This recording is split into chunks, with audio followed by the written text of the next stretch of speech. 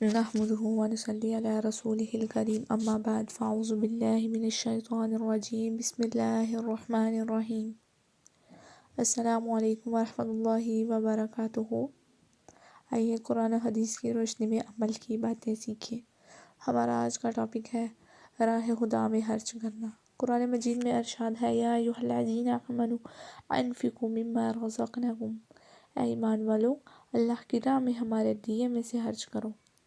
حدیث میں آتا ہے، حضرت ابن مسعود بیان کرتے ہیں کہ رسول اللہ صلی اللہ علیہ وآلہ وسلم نے فرمایا، دو شخصوں کے سوا کسی پر خرچ نہیں کرنا چاہیے، ایک وہ آدمی جس کو اللہ تعالیٰ نے مال دیا اور اس نے اسے راہ حق میں خرچ کر دیا، دوسرا وہ آدمی جسے اللہ تعالیٰ نے سمجھ، دانائی اور علم و حکمت دی، جس کی مدد سے وہ لوگوں کو فیصلے کرتا ہے اور لوگوں کو دین بھی سکھاتا ہے۔ راہ خدا میں خرچ کرنے کا حکم، راہ خدا میں اپنا جائز اور حلال مال خرچ کرنا بعض صورتوں میں فرض، بعض میں واجب اور بعض میں مستحب ہے۔ جزاک اللہ خیرا کثیرا۔